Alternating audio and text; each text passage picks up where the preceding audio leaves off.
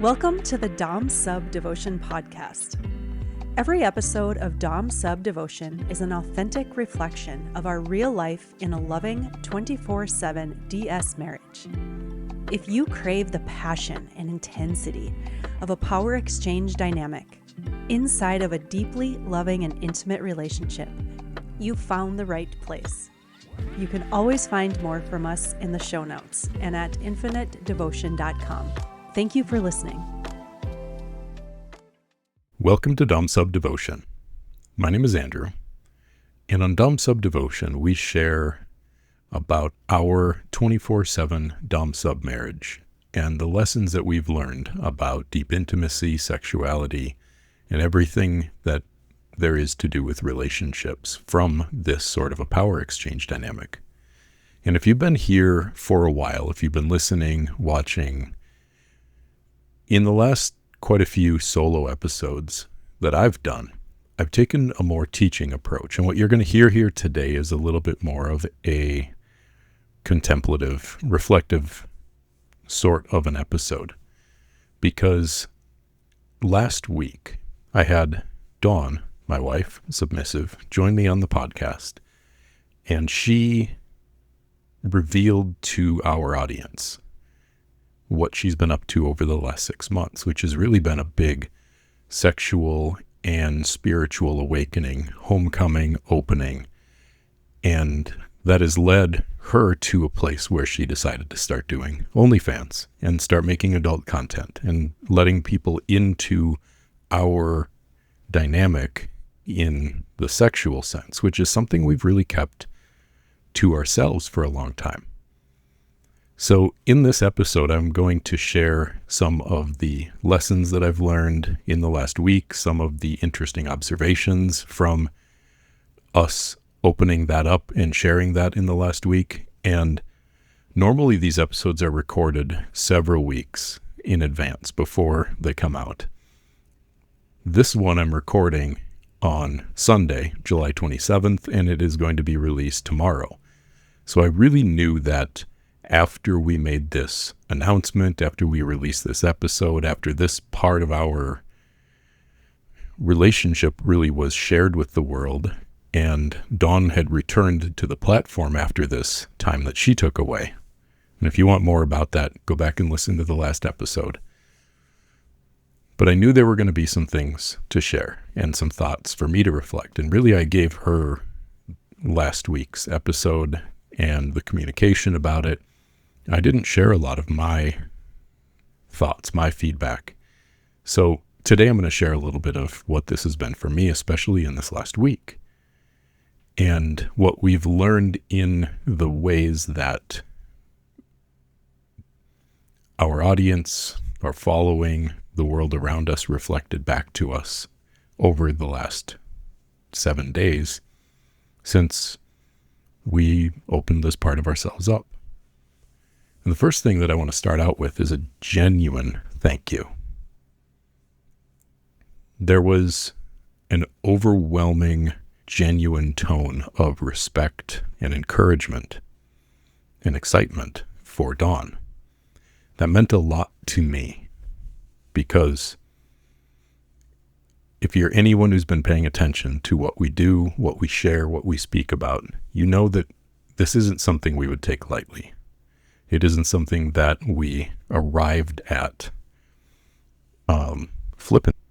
And, we have talked on this podcast, in our social media, in our blog, in our courses for years about listening to your body, especially for men and women both, listening to a woman's body because it is a very sensitive feeling instrument.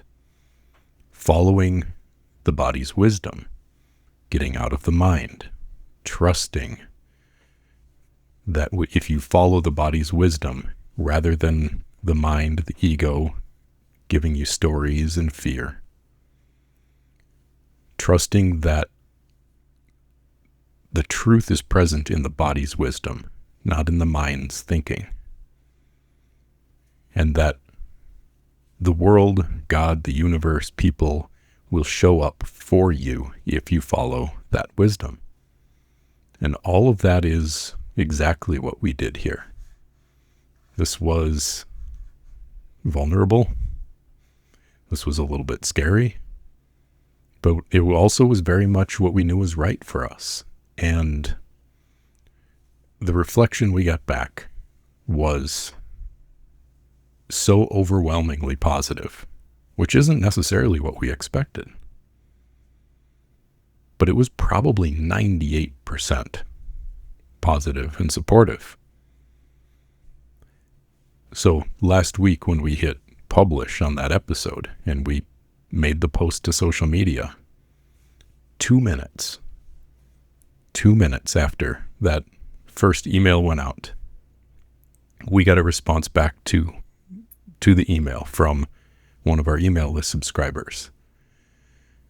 And he said, I'm going to quote, I'm going to read this. He said, "I won't be subscribing, but I congratulate you both on your freedom and in leading by example. Showing people what it's like to fully follow the erotic, life-giving force. This is so blocked off in most people. It is God's work to unblock it at scale."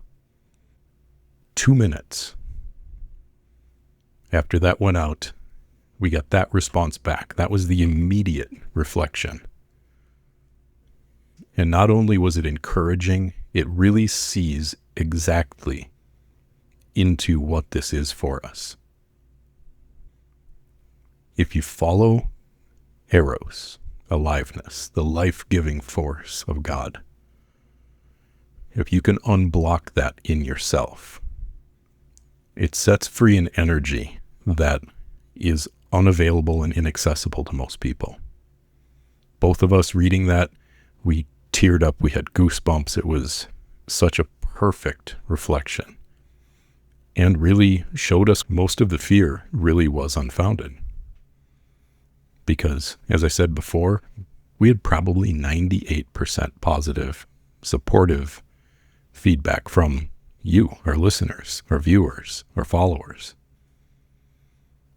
And the 2% of negativity, towards the end of this episode, a couple of the lessons learned and the things that we saw from the critical or negative reflections.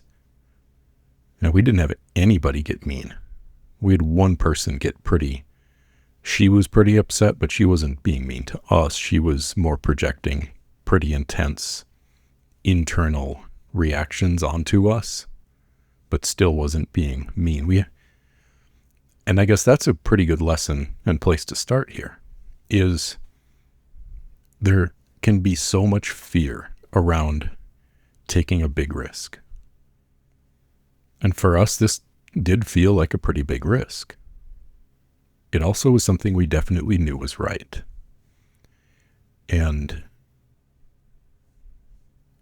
But the reality is we built a business around sharing our relationship and keeping our sex, our kink, keeping that side of it completely out of this. And so by coming here and opening that side of ourselves up in a pretty dramatic way that surprised and shocked some people, it did feel like a risk. But we followed the wisdom of Dawn's body, of my seeing of her. And it turned out not just fine, but great. For those of you who haven't or won't or don't want to join and see that side of our relationship, that's fine. You don't have to. We're going to continue to share what we've always shared. But this is an even more complete picture of who we are. And yes, that is a polarizing thing. Some people are not going to want to even know that part of us. That's okay. They don't need to. We don't need them to.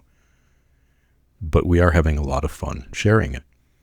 And Dawn's OnlyFans account rocketed up to one of the, I think top 8% of all of the accounts in the world in the first 5 days. So there are definitely people And the feedback we're getting inside of the account, by the way, is also really interesting. People are so happy to see kink and sex and sexuality being expressed with passion and love inside of a relationship of two people who are deeply devoted to each other and can play in the realm of kink and can play in the realm of intensity and really feel that for real. So the people who have joined us there are getting some real value out of it. And the people who don't want to, don't need to. So one of the lessons from this is that taking risks when you are listening to and following the wisdom of the body, and you're willing to pay the price or the consequence of some people not liking you, follow it. So there were some pretty interesting questions that came up in response to this. There were some pretty valuable other reflections, and I'm just going to work my way through a few of these different things. And again, this is going to be the rest of this episode. It's going to be a little bit more contemplative. It's going to be a little bit more reflective, and I'm maybe not going to speak at the same speed that you've gotten used to me speaking at. Increase your playback speed if the slower pace doesn't agree with you, but I think there will be some really interesting and powerful nuggets in here for anybody who wants to learn not just about this particular venture that Dawn and I are going into, but it's more about what we've learned from it, from taking this risk and from making this jump. And the place I want to start with these is a question that someone posed to me. It was a woman who asked this question, and she said, "A masculine man is naturally very territorial and protective of what's his. So isn't giving other people, other men, access to Dawn like this, even if it's just through a screen, isn't that passive and not territorial and therefore not masculine?" Which is a good question. And my big problem with the premise of the question is this.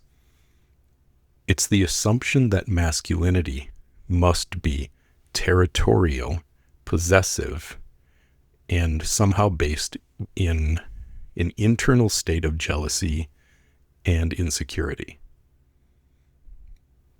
Because the whole concept of a masculine man being possessive, being territorial, being jealous, that's a reactive state in a man to be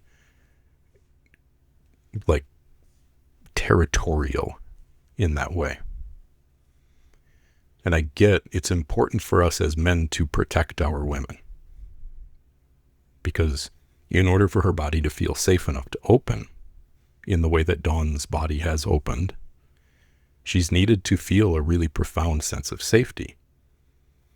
But protecting her by limiting her is just reinforcing the same problem that she's been facing for her whole life, which is suppression. So if I'm stepping in and acting in the role of the suppressor of her freedom in the name of keeping her safe, which is really, in most cases, being done in the name of keeping her from doing something that upsets me. Now, when she was in a more immature state, in a more unconscious state in her life, that's exactly what she thought she wanted from me. And this is a very natural thing for a woman who doesn't feel safe in her body to want a man to step in and essentially take over the role that she's been playing for herself, which is suppression, repression, hiding, and stuffing or burying the things that make her uncomfortable. Because if now I come in and I say, "You can't do that because I say so," and she's like, "Oh good, I don't have to limit myself in that way anymore because he's going to limit me," it's still suppression. She's still not free. She's just being held underneath a different thumb. So for me, protection is about healing myself to the point that I can keep her safe in her freedom rather than keeping her safe by keeping her stuck in a corner. I need to be able to be free enough, healthy enough, healed enough, I guess, so I can be by her side in her freedom, protecting her freedom rather than trying to protect myself from her doing something that I don't like, or protecting her ego from her doing something that might make her face her own internal suppression and resistant tendencies. So in our relationship, I guide Dawn. I defend her. And her trust in me means that she will obey me if I tell her to stop. But really, it's my role and my goal in our life and our relationship that I'm not constantly walking around telling her, can't do that, you can't do that, you can't do that, don't do that. Because what I want is to experience her fully alive. And if I want to experience her being fully alive, fully in her eros, fully in her aliveness, life force, then I need to let her live. And the territorial nature that this particular woman was speaking about, and that women in general will speak about in their presumptions of or unconscious desires for dominance, is really the same exact type of masculinity as the abusive, controlling masculine. It's the masculine energy that places conditions on love and uses her safety as a justification, saying, I won't let you do that because I'm controlling you now. And again, to the unconscious or immature feminine, that feels great because now she can come out of self-control and feel the exact same kind of control being exerted on her. Takes her out of responsibility. But we aren't about escaping responsibility in our relationship. We aren't about escaping anything, really. We're about freedom. We're about truth. And the love that I have for Dawn is truly unconditional. It is not based on her actions. It isn't based on what she does or what she doesn't do. It's deeper than that. I love her regardless of her actions. That's how devoted I am to her. And so what I am after is being able to defend her freedom and to set her free to live freely. That's her submission to me. To be free. And I will stand by her side and defend that freedom rather than trying to limit her so that she is protected from ever doing anything that might cause me any pain. She can't hurt me. All she can do is be herself. And the more that she is herself, the more of her there is for me to love. So no, this allowing other men access to her in this way or any other way, really, isn't passive or unmasculine. It's just honest and free. The next reflection from this whole last week of Dawn letting everyone know that she was on OnlyFans is, this goes back to a conversation I had with my friend Eric when we were doing the Conscious Dominance podcast together. And he brought this up, this concept that there is simplicity before complexity. And then there's simplicity after complexity. So most unconscious relationships, most egoic, reactive-based relationships are stuck in the first version of simplicity. It's just pure reactivity. It's defensiveness, projection, blame, control, shutdown, dead bedrooms, friendliness.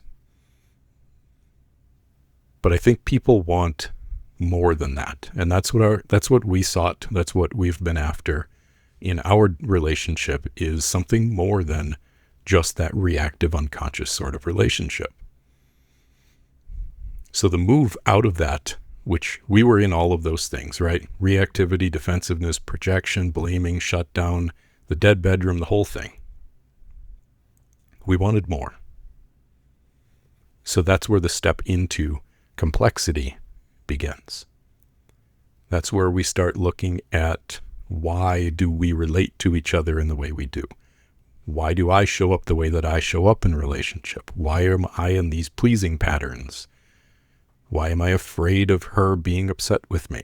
Why is she afraid of letting go of control? Why do we want the things we want? Why do I like the things I like? Why is it so hard to be honest about them? So in this stage of complexity, we start working on ourselves. We start working on the relationship and taking effort and taking responsibility. And a lot of what we've worked through and talked about on this podcast over the last 95 episodes is this complexity. It's what we help people through. It's what our courses are about. It's what our coaching work is about. But the idea isn't to stay in complexity. The idea isn't that we're constantly in this process or living a relationship that is being practiced rather than being experienced.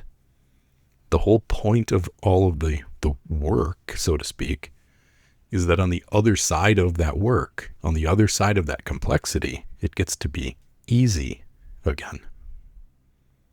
But this time it's easy for real. It's not easy because you're avoiding everything. And, the first version of simplicity is basically like you both spend your whole life trying to walk around landmines so you never step on anything that blows up. On the other side of this complexity is just a space where you get to really be honest with each other. And that's the place that Dawn and I have really come to over these last 6 months, especially, is a place where honesty can be present. It's a place where we've both surrendered so deeply to what is that we're not afraid of what might be. I'm not afraid of her. She's not afraid of me.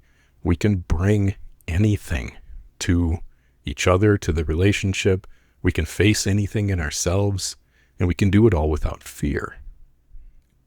Not to say that there still aren't some triggers, that there still aren't some reactions. Those things, I don't know if they ever go away, but they're very few and far between now. And we navigate them so easily and with so much grace and so much surrender and so much compassion that they really don't feel upsetting in the way that they did. It's just, it's a landmine. You didn't know it was there till you step on it. And then when you step on it, now you know it's there. Now you can choose to do one of two things. What the first version of simplicity would do would basically be everybody tries to avoid that forever. And we just get backed more and more and more into a corner. But in a more aware relationship, on the other side of all this work, you don't have to run away from those things, because when they blow up, you pick them up and you look at them. Why was that there? Why was it buried? Why did I put that thing there? Why did I bury that down there? Why was I so uncomfortable with facing it? Or why was I unable to feel whatever it was that was happening? So now it created a landmine. So when you feel safe in yourself, and when you feel safe in a relationship, those things, when they do blow up, you aren't afraid of them. You just see them for what they are. It's not about what just happened. It's about the fact that that reaction came from something deeper, and you just deal with it. So you just get really good at working on those things, or working through those things, and leaving them behind. So what our relationship is really like now is it's very easy. It's very simple. We're just able to be very honest because we've been through the complexity. And letting people into this the kink side of our relationship, letting people into the sexual bedroom side of our relationship. Again, for those of you who want it, it's there now. It's available. You can go subscribe to OnlyFans. You can see all of the stuff that we do, and that's just going to continue to evolve as we evolve. But it's showing an example of what's possible in a sexual dynamic when you've done all of this emotional work. So this is always about getting to simplicity on the other side of complexity. Because if you get stuck in that complexity, it's just a constant processing. That's what we were doing here, and a part of why Dawn had to pull back from this podcast, because we were getting so stuck in the processing. And that's what some people and some of you who are listening here are in that stage of complexity. And I'm happy that you are. I'm glad that you are. And I'm going to continue to support you in those things. I'm going to continue to support you in sorting out all of the pieces of relating that keep you from having it just feel easy and fun. Because it's worth it. And what we're doing now is showing you what's possible on the other side. So we aren't abandoning what infinite devotion is here for and what it's done, but we are adding to it by showing you what gets to be possible on the other side. In part, to inspire you not to get stuck in the complexity.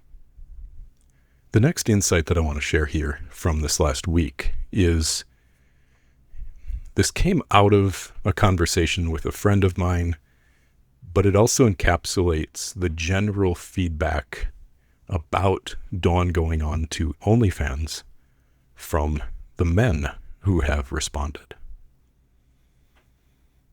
And I'm sure that the women listening to this probably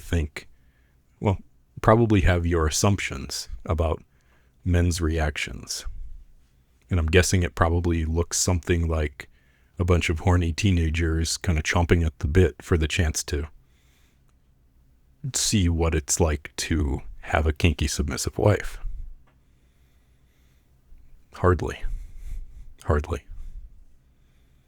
Now, were there a couple of those? Yeah, of course. But again, at least 80%, if not more, and really encapsulated well in this conversation with a friend of mine, was this feeling from men of envy and inspiration. What he shared with me is that his primary emotion was really something along the lines of wishing that he could experience the same kind of freedom and openness in his wife. Wishing that she could be this free in her body, that he could give her that experience so that he could experience her that way. Because of the kind of connection that would have to be present in order for that liberation to really be possible. It wasn't the OnlyFans thing or the porn thing in itself that excited most men. It was really the opportunity to feel what it feels like and to see what it looks like to have a woman who you're devoted to, who loves you, who you feel love for, who can also be open and sexually free. That's what men are really seeking sexually. Some of them don't realize it. But men are seeking something more than just sexual access. They're seeking sexual receptivity.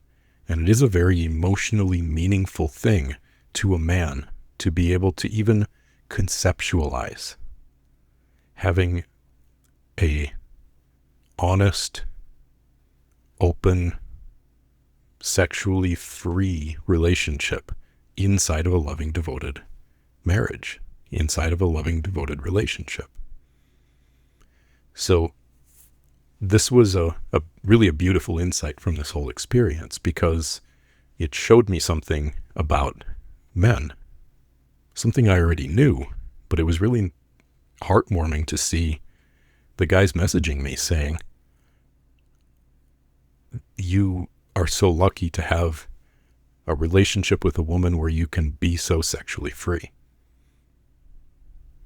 Now, I did have one person say, and this is another good point, why the need to do OnlyFans and put all this online? Can't you just be free in private? Which, of course, yeah, you can just be free in private. That's what we've been doing and living for the past half of a year or so, is really experiencing that freedom together.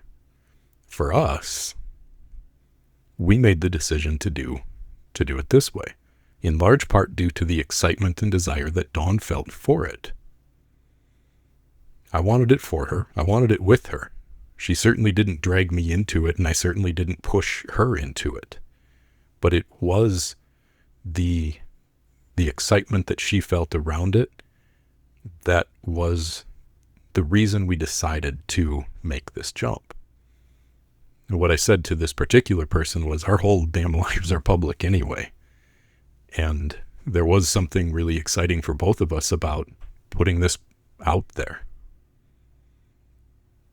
To be an example of, in a world where there's so much sexual shame, there's so much suppression, there's so much hiding, there's so much of all of this darkness around sex and sexuality, to say, we've spent the last 4 or 5 years talking about, sharing, teaching about our relationship, about our devotion for each other, and to bring that into that darkness. Two people who love each other, who fuck each other, who have a kinky sex life together, to bring that into that world of performance and fake and dark and shame and hiding, and just say, here we are. That was exciting to us. It's what we decided we wanted to do. And, this isn't saying that if you follow our path and what we teach about relationship, that eventually you're going to end up doing porn. Of course not.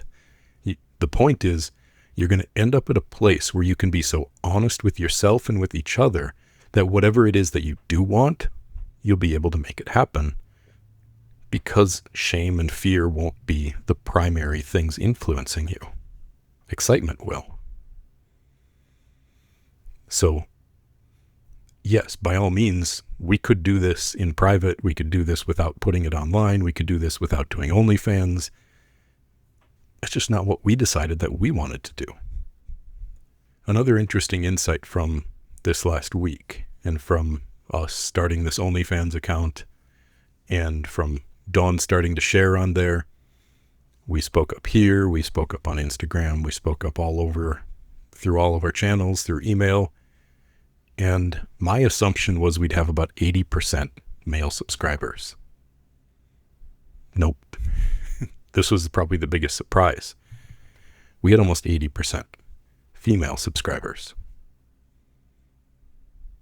That one surprised me. That one really, really did shock me.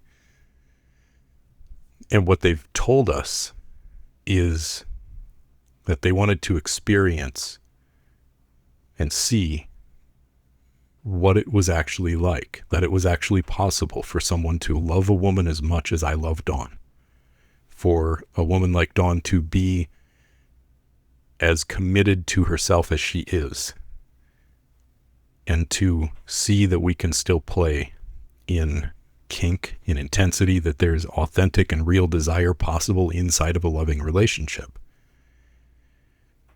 So it really did surprise me. Dawn was less surprised. I was more surprised that by and large the subscribers so far have been women, especially at the beginning. Now the men have been trickling in as the last week has gone on. So you're making a comeback, guys. There was another thing that kind of cracked me up here this week, and it was that there were a few people who were surprised to find out that Dawn and I are actually kinky. We've referenced this before. The person who messaged us years ago who said, you guys aren't dumb, sub. You look like Sunday school teachers. And, for 5 years now, we've been online. We've been sharing our lives as a 24 dom sub couple, Dawn wearing a collar. We've been talking about our DS dynamic for a long time. But still, because we hadn't talked about our kinky side, some people were shocked to find out that we actually aren't Sunday school teachers. Well, Dawn actually used to be. But that we actually are also kinky. And that surprised some people, and that was funny to me because, I guess it gets at a couple of things. First of all, we aren't just who you think that we are. You've only been able to see or get to know us because of what we've decided to share, and you haven't gotten to see or know the parts of our relationship that we've decided not to share. One person actually subscribed to our OnlyFans, and before it was even 48 hours in, we'd only put a few things up on there. She wrote us this very long, disappointed, critical message about the content we'd share. Again, second day. We're just kind of getting started here. But to her, what we had shared so far didn't feel to her like it was divine, and it didn't reflect what she thought that we were, because the parts of our content that had resonated with her and that she had absorbed is when we speak and when I've spoken about the more spiritual side of our relationship and our dynamic. So she thought that our content would be more reflective of who she thought that we were, because she absorbed the spiritual language that we've used in some of our posts and in some of our courses, because that is a part of what makes our relationship and our dynamic special. So she was disappointed, not because what we did wasn't good enough, but because it didn't align with her expectations, with who she thought that we were. And again, we are just who we are. We're not who you expect us to be. We're not who you think that we are.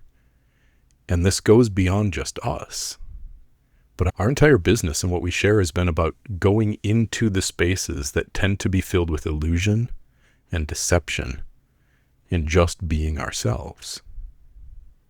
So we bring the depth of our devotion, our romance, our spiritual connection into the world of kink.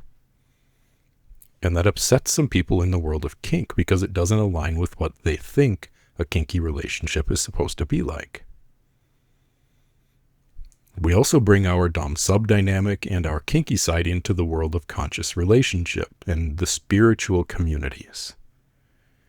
And we blow up some of their illusions around this kind of head in the clouds, woo-woo, new age spirituality that completely misses out on sexual polarity. And so we bring sexual polarity into the people who are all stuck in their heart, and we bring the heart to the people who are all blocked off from their heart. And now we're bringing our sexuality in and our kink into these worlds and sharing those as well with those who want to see it. And none of that changes who we actually are. We've been the same people.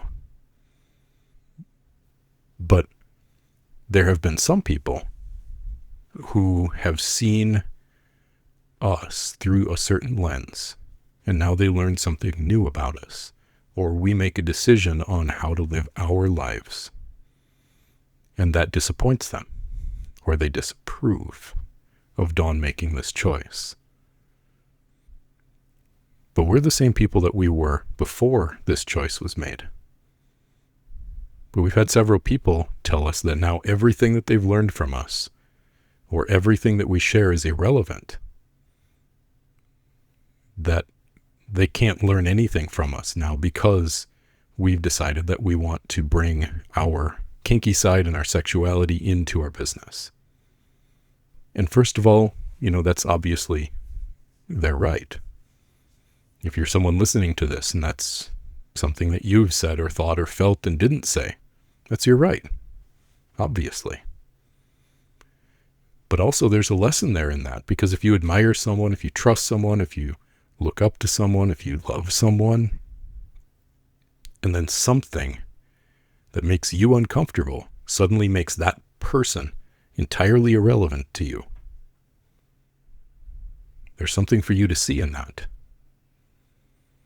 Because if you want a life that's abundant and free and open, then people need to be able to be themselves around you. And if you are in a judgmental internal frame of reference, then people have to shape themselves around you. Their authenticity isn't welcome with you. So then, rather than people being free to be themselves around you, they're instead going to walk on eggshells. They're going to parse their words. They're going to open up less to you, and they're going to hold back from you.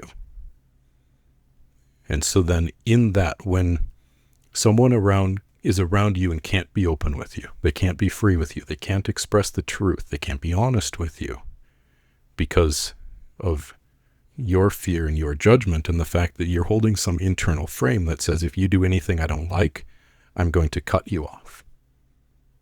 While you might blame them for doing the thing, it's your own internal judgment and fear and resistance to things that make you uncomfortable that's actually causing the lack of intimacy and connection that you experience in your life. In order to experience any kind of relationship, friendship, family, dom-sub dynamic, whatever it is that you seek, if you want more intimacy, more closeness, then people have to be able to be who they are around you. And that is one of those places of doing that internal work or that internal complexity where, Dawn and I could not have the relationship that we have if she was feeling afraid to speak up for what she likes, for what she's turned on by, for what she wants, for who she is. What I have given her is the freedom to explore what it means to be herself without ever having to fear losing my love, my devotion, or our connection or attachment. She can be herself. She can make mistakes. I'm not going anywhere because I'm not in a position inside myself that's afraid of how I'm going to feel in response to what she does. That's unconditional love. And so if you place conditions on your love, your attachment for someone that says, I will stop or no longer be interested in anything that you have to say, I don't want you in my life if you do this or this or this or this or this. Now that person can't be themselves with you. They can't be open with you. They can't be honest with you. Not without losing you. And if they love you and care about you, they probably don't want to lose you. So what do? They choose to suppress. They choose to hold back. And then you feel a lack of intimacy. You feel a lack of connection. You feel like there's something missing in that relationship. There is something missing. It's the fullness of the other person who's afraid of you. And you can move beyond that. That's been probably the most powerful thing in our relationship, is the ability to bring our fullness to each other without any fear. And that goes both ways, right? Because not only am I not afraid of what Dawn might bring to me, right? I mean, I'm in a place inside myself where she can be who she is. She can explore what it means to be her. And I'm not afraid of how I'm going to feel. But I'm also not afraid of losing her, because my sovereignty, my individuality, who I am, is even more important to me than this relationship, which seems like a threat to the relationship, but it's not ever a threat to the relationship when there's commitment, when there's devotion. It just means that sometimes Dawn brings some things to me that I'm just not ready for, or that I'm not into. Sometimes I bring some things to her that she's not ready for, she's not into. But when there's no fear and there can just be honesty, there's space for all of that. There's space to be patient. There's space for it to evolve. There's space for us to open. So there's also a detachment that's involved with this level of unconditional love. But at its deepest level, any feeling of a lack of intimacy or connection, emotional availability from your partner, has at least something to do with the fact that that person probably doesn't feel comfortable being fully themselves, and therefore resentment is built up. And it continues to build up every day that goes by, that they cannot be who they are with you. And so we have to love ourselves enough to speak up for our truth, regardless of what it means for the relationship. If we can do that alongside of being in full acceptance of our partner at the same time, that's when everything unlocks. Because now, again, a couple of the themes of this episode: freedom, honesty. There's space for those things. So I wanted to give most of the airtime to the positive feedback, or just the interesting observations from this last week. But there have been a couple of negative reactions, and I want to address a couple of things in those. One of them being, there was only one negative reaction that came from a man. Almost all of the negativity, the disappointment, the upset was women. And most of these were Christian women. You know, this is the Christian religion. Dawn and I know it well. Follows the guy who hung out with prostitutes, preached forgiveness, supposedly died for your sins, said that it's finished at his death, talked about, you know, don't remove the sliver from someone else's eye when you still have a plank in your own, casting the first stone. And then there's everything else that Jesus had to say about religious people in general. But we can just set that aside for a moment. Because as I said before, we aren't who you think we are. Dawn and I are ourselves. And we've made it very clear for a long time that we left the institutional church many years ago. But there were still people who projected their own beliefs onto us. And we haven't ever claimed to be living a quote-unquote biblical or scripture-centric life. Now, we do find a lot of wisdom in those texts. We honor what they represent to a lot of people, and we still read them. But the biggest lesson that we've learned in our time outside of the institutional church is that life is meant to be lived from an internal morality rather than an external morality. Listening to the body and its wisdom rather than denying the body. That's also something we've been very clear about. We've spoken about a lot. But by and large, the judgment that was projected onto us from people was from people who had based their alignment with us on an assumption that we believed exactly the same as they did.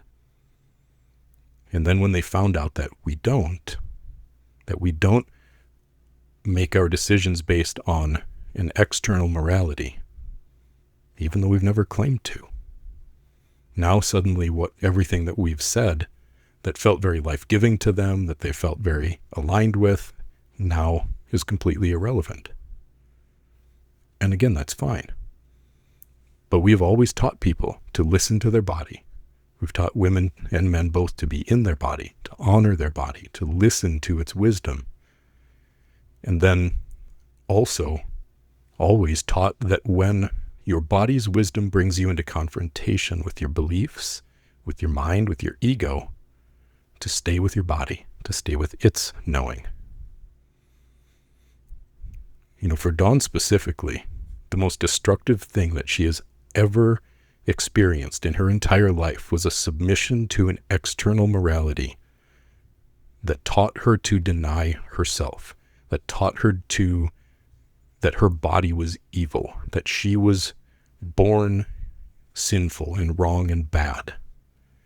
She had an entire identity to break down that told her that she was bad at the level of her existence. And she was told that the only way to get past being bad is to deny your body and follow an external morality that we've laid out for you. She's still healing from that. But in general, we've seen how the people who have had a hard time with Dawn opening up and being more free in her sexuality in general have been women who are the most afraid of other women escaping the suppression of feminine sexuality. That's a topic for another episode. I might do that one down the road. If you've listened this long and you want to hear that, reach out and let me know. But to wrap this up,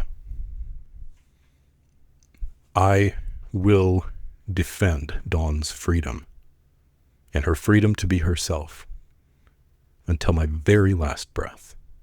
I will defend that woman's freedom and her right to explore what it means to be her, and I will do it from right by her side. Because I love her unconditionally, I support her no matter what, and with infinite devotion, which is why we named our business what we did. So for those of you who have been supportive, thank you. For those of you who feel disappointed and upset because we've made this change, thank you also. Because I know that you're feeling what you're feeling, and I really do honor those of you who spoke up for it and shared it with us. We accept all of you exactly where you're at, and we will continue to bring the truth of who we are in the ways that feel best to us. And I believe that first and foremost, the reason that our content, that our relationship and the things that we share have resonated so deeply over the last several years isn't because we've just done the things that you thought we would do or said the things that you wanted to hear.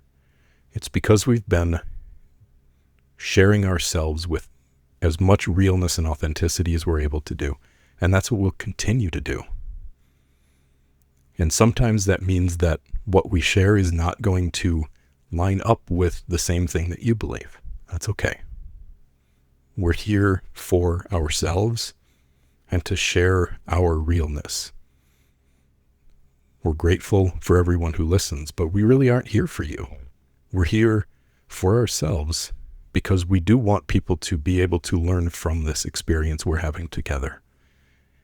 And I hope that the fact that we continue to do so with a commitment to truth, to authenticity, to freedom is something that you can learn from in your own way. So thank you for listening. Thank you for being here. And I will be back next week.